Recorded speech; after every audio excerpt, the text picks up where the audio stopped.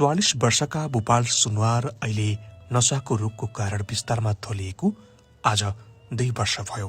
अरूले सबै साथीहरू काममा गएछन्, कमेर खेछन्, म बिस्तरा छु, पिर लाग्छ। लाग्छ है? हजुर।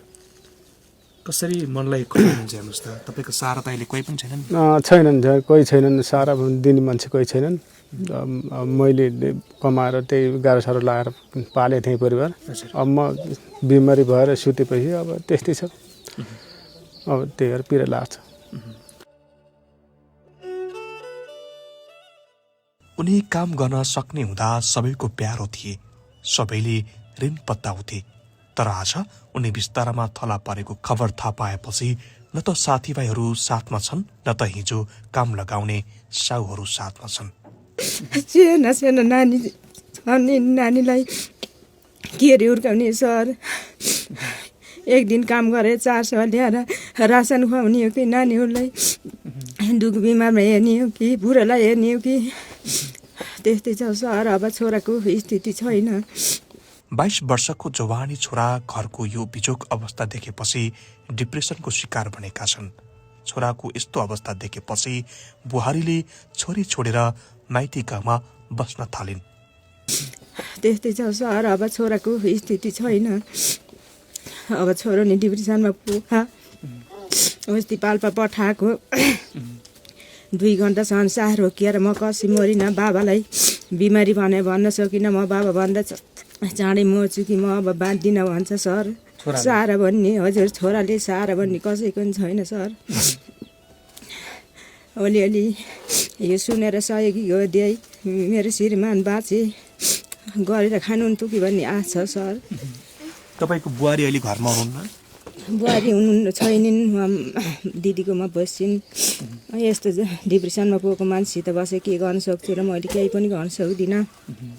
यस्तासित मेरो जिन्दगी जान्न भनेर उहाँ गएर बस्छिन् सर। अब आइज भनेर छोराले बोलाउँदाखेरि आउनेन्। अब छोरा नि त्यस्तै, बुढा नि त्यस्तै, कसको सहारा हुन्छ र सर, कसैको सहारा नि छैन। दर्शकहरू, जब मान्छेलाई दशा लाएपछि कसको के लाग्दो रहेछ र?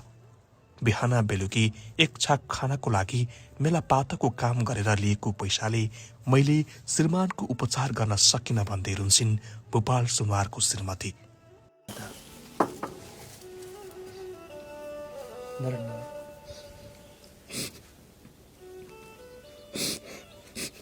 दर्शकहरू, आज हामी बागलुङको बडीघाट गाउँपालिका 1 दगात डाँडामा आएका छौँ।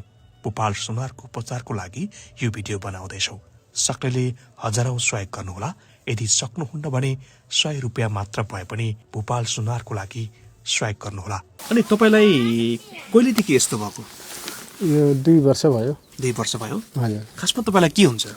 मलाई कम्मरबाट यो खुट्टाले टेक्ने हुन्न। टेक्नै हुन्न है? हजुर, टेक्नै हुन्न। अहिले 2 वर्ष भयो यस्तो भयो? हजुर, 2 वर्ष भयो। अनि अहिले चाहिँ यहाँ तपाईँलाई यहाँ पिसाब थैली पनि यहाँ झुन्डाइदिनु भएको रहेछ। के को लागि यो यस्तो भयो? यो कसरी यस्तो भयो? यो खोइ बन्द भयो, आफै बन्द भएर त्यहाँ गएको पिसाब रोकिएर पिसाब थैली धुन आएर त्यही थैलीमा हुन्छ। भनेपछि नसा च्यापेपछि अहिले पिसाब पनि हजुर बन्द भयो। बन्द भयो है? दिशा पिसाब बन्द भयो दुईटी। भनेपछि दिशा पिसाब अहिले कतिखेर दिशा हुन्छ पिसाब हुन्छ भने तपाईँले थाहा पाउनुहुन्न? पाउन्न, आफै जान्छ। के भनेको छ डाक्टरले? सन्चो हुन्छ भनेको छ कि? सन्चो त खै अब 20 दिनमा हो कि बोलाएको। हजुर। अब के हुन्छ औषधि दिनुभएको छ कि। भनेपछि अहिले दुखाइ कम हुने औषधि मात्र खाएर बसिरहनु भएको छ? हजुर, दुखै कम गर्ने मात्र खाएको छ। पहिला तपाईँले के काम गर्नुहुन्थ्यो? पहिला गाह्रो लाउँथेँ घरको, त्यही लाउँदै एक्कासी अब अलिअलि दुख्दै यस्तो भयो पछि। पहिला तपाईँले घरको गाह्रो लाउने काम गर्नुहुन्थ्यो? हजुर, गाह्रो लाउने काम गर्थेँ। अपरेसन गर्नुपर्छ भनेछ डाक्टरले? अपरेसन गर्नुपर्छ भनेछ। कस्तो खालको अपरेसन गर्ने रहेछ? अब अपरेसन त अब या चिताउन या काठमाडौँ जानुपर्छ भनेको छ। उहाँ पाल्पा यो उसमा नहुने भयो। भनेपछि पाल्पा तपाईँको अपरेसन हुँदैन? हुँदैन। कतिको गाह्रो हुन्छ हेर्नुहोस् त। तपाईँ कमाएर परिवार पाल्दै आएको मान्छे, अहिले चाहिँ तपाईँ बिस्तारामा हुनुहुन्छ, छोराछोरीको कमाइ छैन, श्रीमतीको कमाइ छैन। आज तपाईँ बिस्तारामा हुँदा परिवारको बिचल्ली छ, सबैले काम गर्छन्, खान्छन्, रमाउँछन्। तपाईँ अहिले बिस्तारामा हुँदा कतिको पीडा झेलिरहनु भएको छ? पीडा लाग्छ। अरूले सबै साथीहरू काममा गएछन्, कमाएर खेयन्, म बिस्तारा छु, पीडा लाग्छ। पीडा लाग्छ है? हजुर। कसरी मनलाई खोल्नुहुन्छ हेर्नुहोस् त, तपाईँको सहारा त अहिले कोही पनि छैन नि? छैनन्, कोही छैनन्, सहारा दिने मान्छे कोही छैनन्। मैले कमाएर त्यही गाह्रो साह्रो लगाएर पालेँ थिएँ परिवार। अब म बिमारी भएर सुतेपछि अब त्यस्तै छ। अब त्यही भएर पीडा लाग्छ। अनि तपाईँको उमेर कति भयो? उमेर अब 44 वर्ष। 40 वर्ष भयो है? हजुर। अनि भाउजू तपाईँको श्रीमान अहिले बिस्तारामा हुनुहुन्छ, अनि कहिलेकाहीँ त दिसा पिसाब गर्न जान नसक्दा बोकेर लानुपर्ने अवस्था हुन्छ? हजुर, बोकेर लाने हो। अब खुवाइदिन पर्छ।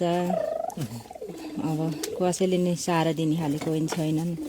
अब साना साना नानीहरू छन्। अब एउटा छोरो छ, त्यही छोरो नि अब डिप्रेसनमा पुगेर बसिहा। उठेरै राम्रो बोल्छ, उठेरै स्वर नपाएको पागल कुरा गर्छ। भनेपछि तपाईँको छोरा डिप्रेसनको रोगी हुनुहुन्छ? हजुर, मेरो छोरो डिप्रेसनको रोगी छ। कसरी सम्हालिनुहुन्छ हेर्नुहोस् त, श्रीमानले काम गर्ने श्रीमान बिस्तारामा अब सँगै जिउने, सँगै मर्ने, कसम खाएको श्रीमान बिस्तारामा सुतिरहँदा अहिले हेर्नुहोस् त, सहारा कसैको छैन, कसरी उपचार गर्नुहुन्छ त?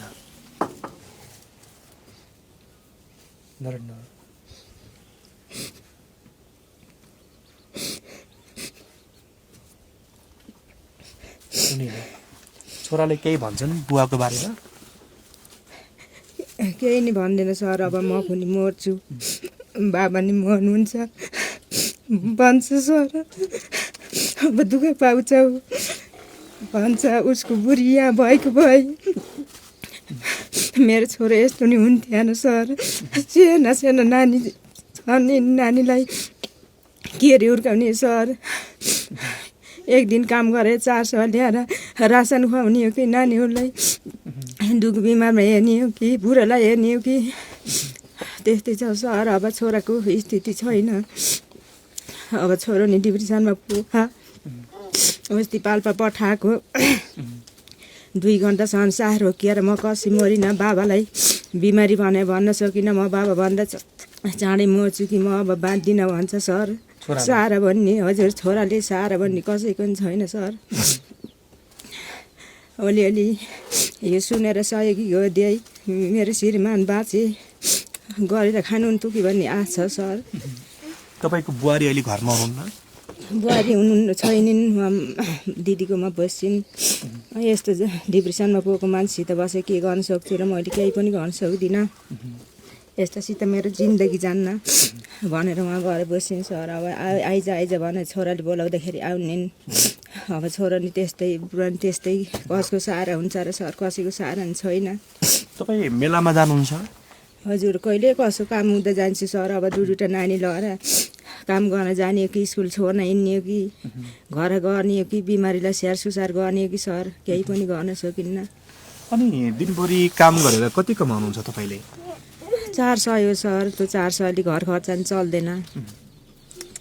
एउटी नानी स्कुल जान्छ, एउटा नानीलाई बोकेर हिँड्न पर्छ सर। त्यही नानीलाई पढाउने स्थिति नि हुन्न। अब घर खर्च त के गरेर चल्छ र सर? पहिला तपाईँलाई श्रीमानले कमाउने हुँदा त्यति साह्रो दुःख थिएन? सर, श्रीमानले कमाउँदा त पाखा कमाउनुहुन्थ्यो, घर गरिन्थ्यो, यताउता घर सम्हालेर बसिया थिए सर। त्यति दुःख थिएन। अन्त अब रासन पानीदेखि ल्याएर सबै आफैले गर्नुपर्छ सर। अब त्यस्तो गरेर गरेपछि के गरेर घर खर्च चलाउन सकिन्छ र सर? कसरी चित्त बुझाउनुहुन्छ हेर्नुहोस् त भाउजू, तपाईँ अब आफ्नो श्रीमान बिस्तारामा, छोरा त्यस्तै रोगी, बुहारीको साथ छैन, कसैको सहारा छैन। तपाईँको कमाइले श्रीमानको उपचार पक्कै गर्न सक्नुहुन्न। अरूको हुने खाने देख्दा आफ्नो अवस्था दिनदिन घट्दै जाँदा कसरी चित्त बुझाउनुहुन्छ तपाईँ?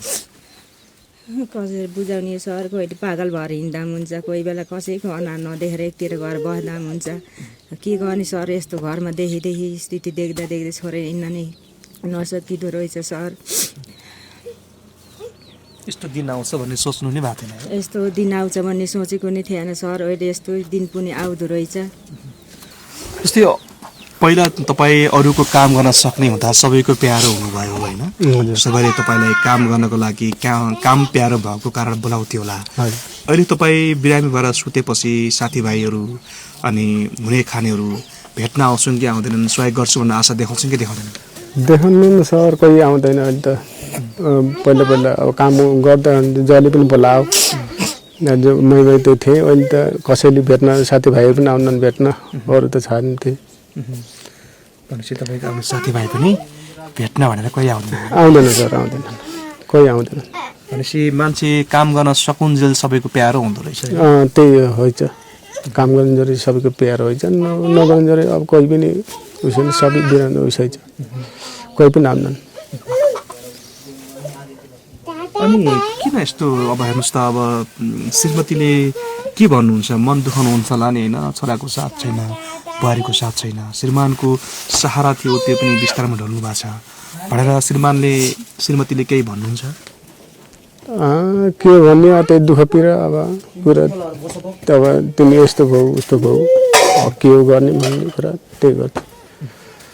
अरू त अब के भन्ने, अब म यस्तै भयो त थला परे त। अनि के लाग्छ, म पछि बिरामी यस्तो अवस्थामा सधैँभरि हुँदैन, पछि म निको हुम्ला भन्ने आशा लाग्दैन? लाग्छ सर, पछि म निको भयो भने त फेरि त्यति दुःख हुन्न घरमा। निको हुन्छु हुन त, निको हुन्छु जस्तो लाग्छ। हजुर। कति खर्च लाग्छ भनेको छ डाक्टरले? डाक्टरले त मस्तै लाग्छ भने। अब भनेछ 2 लाख जति अपरेसन गर्न मात्र, त्यति भनेछ। अरू त छुट्टो फेरि त्यही अपरेसन गर्न मात्र 2 लाख लाग्छ भनेछ। अपरेसन गर्न 2 लाख? हजुर। अब अरू चाहिँ तपाईँलाई अब जान पर्यो, आउनु पर्यो, बस्न पर्यो, खान पर्यो होइन? हजुर, खान पर्यो। अरू त छुट्टो।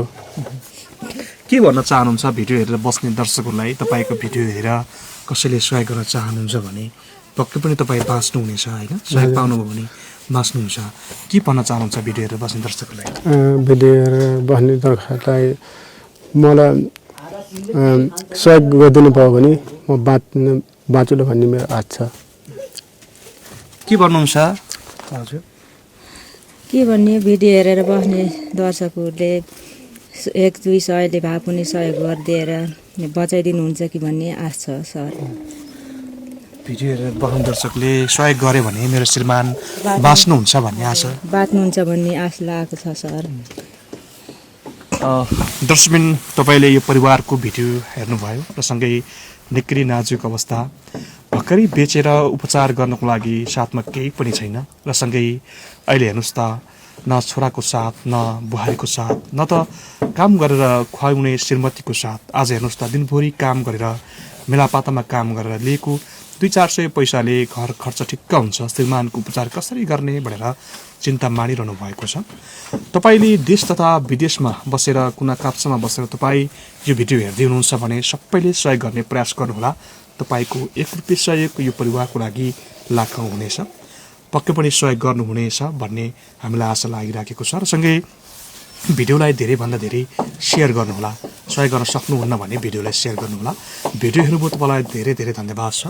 हामी अहिले छुट्टिन्छौँ। नमस्ते।